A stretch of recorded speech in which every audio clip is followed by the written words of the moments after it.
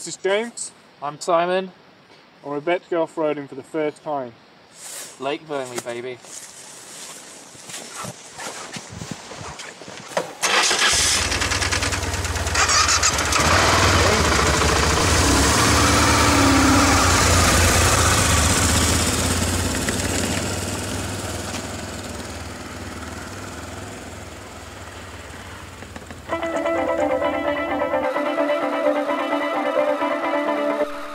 Here we are riding one of the tracks off the Lake of Vyrnwy.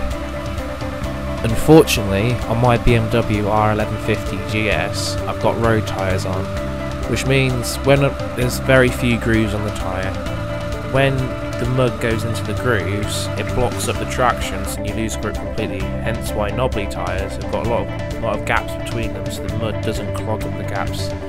So you can't really tell in this video, but I am sliding quite a bit over the place. On the other hand though, my weight of the bike is forcing the bike down, which actually is helping a little bit, unlike James's bike in front, which is a little bit lighter. Knobbly tyres are mostly recommended for doing off-roading, but if you just fancy it for a one-off, just for a little test, as you can see, you can possibly do it with road tyres.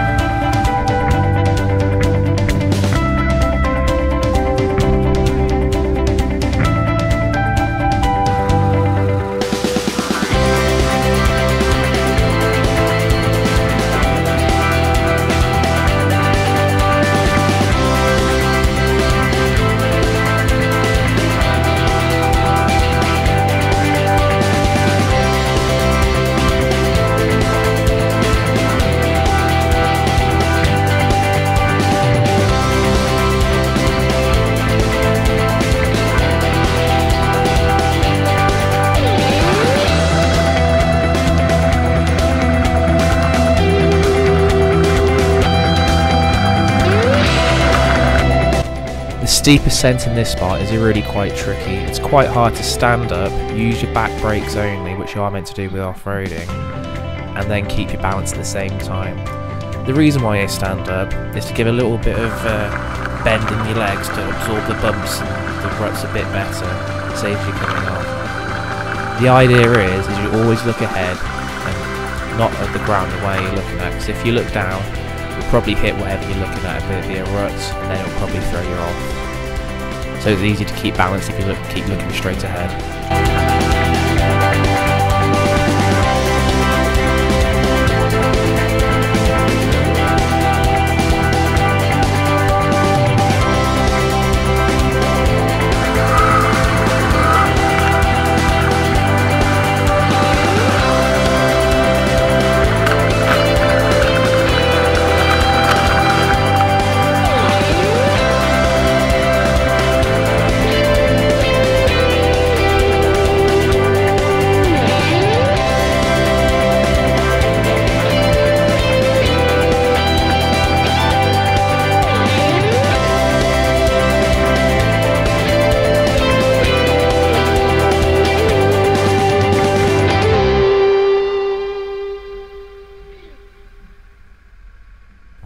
Because it's not particularly steep coming back down, you can actually sit down on your bike.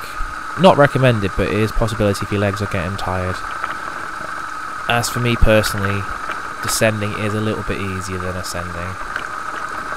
Even though it is quite muddy and slippery, these particular adventure bikes are well equipped to handle the all conditions. I wouldn't dream of taking any other particular bike off-road. I'd always recommend adventure bikes.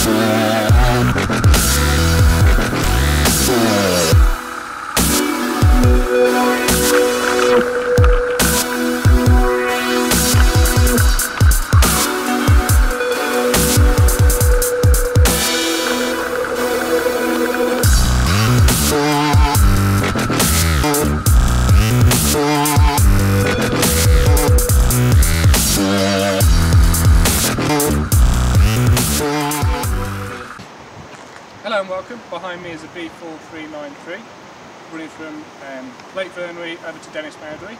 It's a very tight route, going through scenic, big drops to your left. Definitely take adventure bikes, do not take sports bikes. There's stones dead in the middle, you're asking for trouble. It's about 10 mile long, takes only about 50 minutes to do.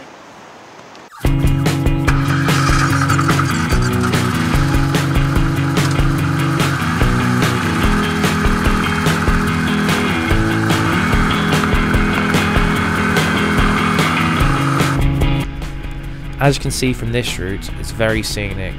Tarmacked as well, which also helps if you're not that competent off-roader. However, you do need to watch out for stones, because these can throw you off. I personally find this road such a delight to ride. It's very narrow, it's good twist, it's very scenic and beautiful, and I just enjoy it every time I do it. It's not really a fast route you go for, so speed is not really essential on this kind of road. You occasionally see the odd car come the opposite way, but it's not very common. Having said that, today we haven't met an Asda delivery van come the opposite way. You may see a few walkers depending on the time of year, so that's just to keep an eye out for them. After long periods of heavy rain like we've had this winter, there are puddles along the road. These are quite fun to ride through and not particularly deep. However, if there hasn't been any rain, it's normally quite clear. As you can see, there's a drain to the right, and to the left there's quite a steep slope down, so it shouldn't really normally be flooded.